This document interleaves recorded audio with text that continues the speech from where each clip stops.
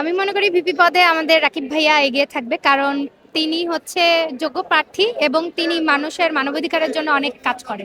আমরা চাই আমাদের ভিপি রাকিব ভাইয়ের হাত ধরে আমাদের জগন্নাথ বিশ্ববিদ্যালয়ের অগ্রযাত্রা হোক। যে সার্বিক দিক দিয়ে দেখা গেছে এখানে সবাই সবাই ওই রকম ক্যাপাবিলিটি আছে তাদের, যে তারা যোগসূত্রে পিপি ক্যান্ডিডেট যারা আছে বা জিএস রাকিব ভাই আছে, ওনার আন্দোলন সংগ্রাম প্রতিটি সংগ্রামে এই যোগসূতে জগন্নাথের ওনার অবদান সবচেয়ে বেশি ছিল। তবে এদিক দিয়ে আবার সাংগঠনিক দিকে হিসাব করলে দেখা যাচ্ছে যে আমাদের শিবির সমর্থিত প্যানেলের রিয়াজুল ভাই, দেন হচ্ছে এই শিবির প্যানেল থেকে। তো ওভারঅল চিন্তা করলে দেখা যাচ্ছে যে কিছুটা ছোঁয়া হতে মানে পেতে পারে ডাকসু বা রাকসু এগুলোর মতো করে। তো এখনো পর্যন্ত সঠিকভাবে বলা যাচ্ছে না।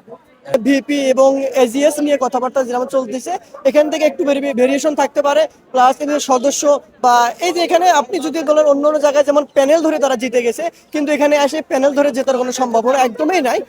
প্রায় এখানে হচ্ছে প্রায় 50-50 হইতে পারে বা 50-60 হইতে পারে বা 70-30 এরকম হইতে পারে, কিন্তু এখানে ভেরিয়েশন আসবে। এখানে তারা একবারে যে প্যানেল ধরে জিতবে এমন সুযোগ সুবিধা এখানে নেই।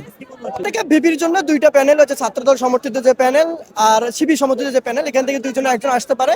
এবং জিএস নিয়ে আমাদের যতটা আমরা প্রতিবেদন যতগুলো দেখেছি, জিএস এর মধ্যে শিবির থেকে সম্ভাবনা প্রায় 99%, এবং এজিএস এর মধ্যে শিবির এবং ছাত্রদল প্যানেল এই দুইজনের মধ্যেই আর কি কন্টেস্ট চলবে আর কি। সুন্দর এখনো পর্যন্ত বলা যাচ্ছে না 50-50। এখন স্টুডেন্টদের উপস্থিতি এবং তাদের ম্যান্ডেট অনুযায়ী বোঝা যাবে তারা, এবং রেজাল্টে বোঝা যাবে কে। কিন্তু এখন আমাদের যতটুকু ধারণা আমরা বুঝতে পারছি যে 50-50 মধ্যে এখনো আছে।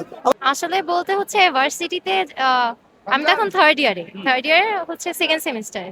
তো ভার্সিটিতে আসার পরে যে আমরা নর্মালি অনেস্টলি বলতে রাকিব ভাইয়াকে অনেকগুলো মুভমেন্টে দেখছি, যেমন ওখানে যে জিএস পদপ্রার্থী ছাত্র দলের প্যানেল থেকে খাদিজাতুল কুবরা আপু, উনি অনেকদিন হচ্ছে জেলে ছিলেন। তো ওইটার জন্য দেখা গেছে রাকিব ভাইয়া আন্দোলন করছিলেন। ওখানে আবার ইভান ভাইয়াও ছিলেন। ইভান ভাইয়া হচ্ছে আবার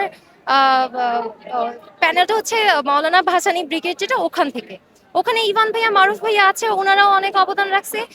আর কিন্তু বিষয়টা হচ্ছে যে আমরা যতটুকু জানবো সেটা তো আমার মধ্যে সীমাবদ্ধ।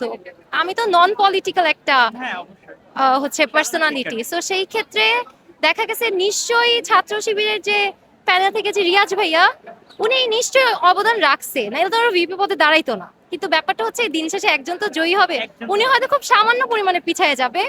বাট আসলে হয়েছে যে রাকিব ভাইকে, ওনার ফেস ভ্যালুটা মাশাল্লাহ এখানে বেশ ভালোই।